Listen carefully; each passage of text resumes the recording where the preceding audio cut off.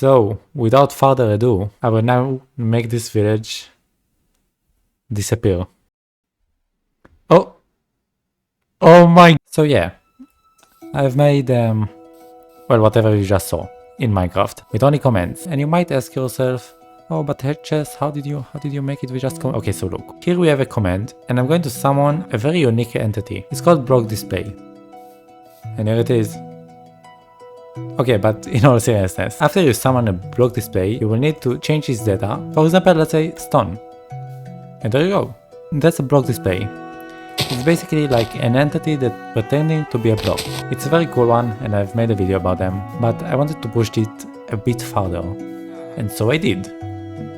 This is a house display. So you cannot interact with it normally. But if you use commands, for example, I think it was this command. Yeah.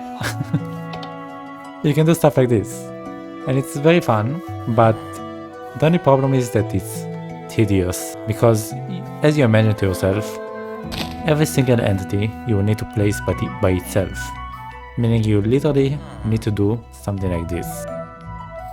You will need to do something like this over and over and over and over and over again, and change the blocks in accordance to the house. And that's how you get like a house like this, which is basically like not real. So after I made a house, I wanted to do more.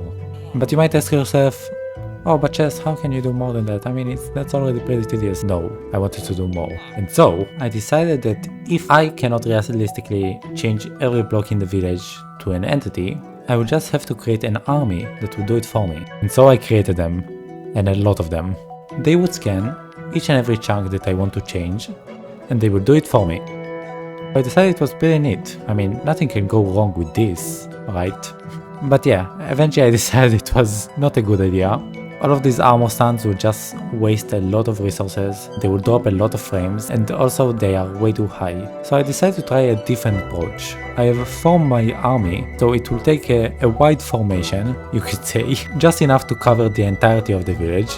And I began writing the commands. And, to my surprise, it worked. And it all worked well. Then I started writing all of the commands that I will need to actually make every block into an entity block. And I decided that I would go check the village to see what other kinds of blocks I would need.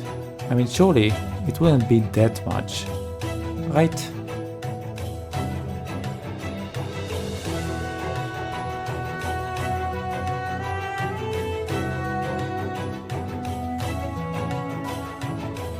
Okay, so it took something like 2 hours, but that was it. Everything was ready. It was time to push this button, or flick this lever, and start.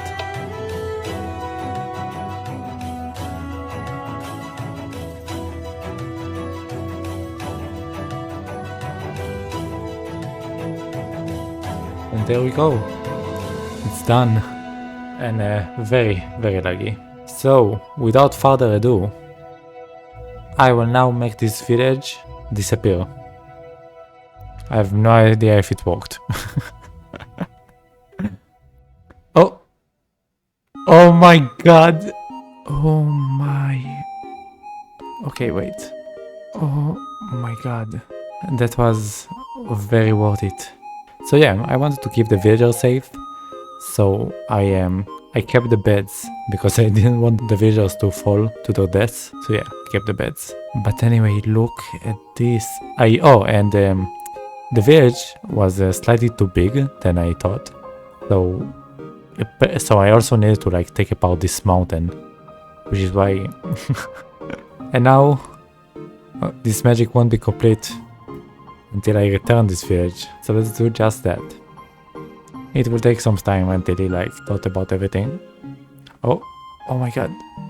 Oh wow. Looks like it won't work for the stuff in the really back of the village. But yeah, I mean, just look at this. You know, I think it ended up really good. I mean, some stuff are incomplete. Like you see, for some reason this tower doesn't have windows. As you can see, this house, the stairs are a bit weird. But I mean, other than that, it's perfect. I will do this. If you like put the entity distance at 50%, first of all, it will really help for the frame rate, but also it will like show up bit by bit. I think that's pretty cool.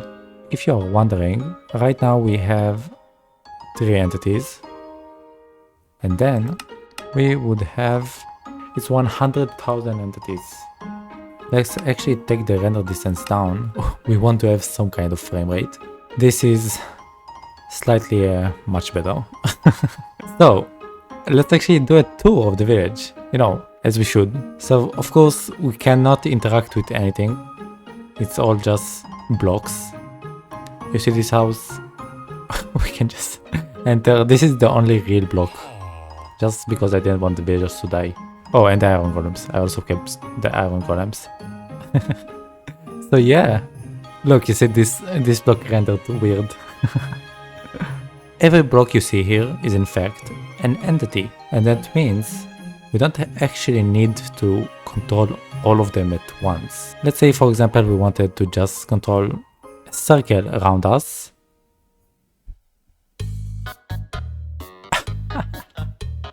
We could do just that.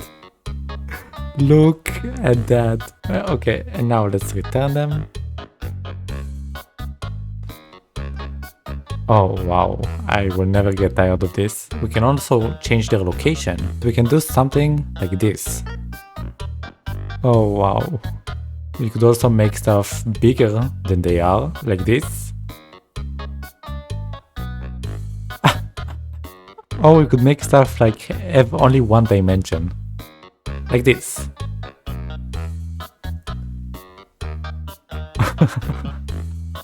And you could do like all kinds of combinations.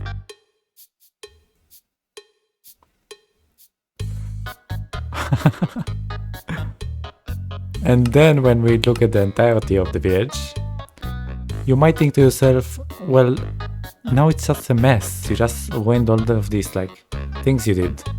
Oh, but don't worry, because all of these and all of these entities are the same one, are the same kind of entity. Meaning we don't have to fear about really displacing or ruining them. Because if we do something like that, we can just use a command to command all of them at once to return to their normal state.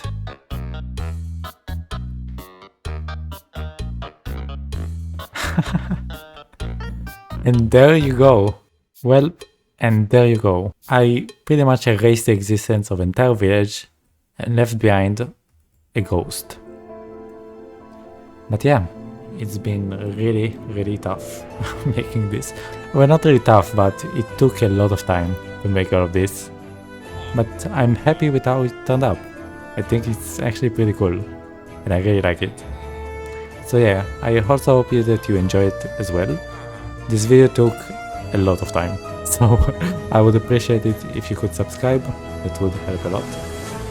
But yeah, other than that, thank you very much for watching. I really hope you enjoyed, and of course, I will see you next time.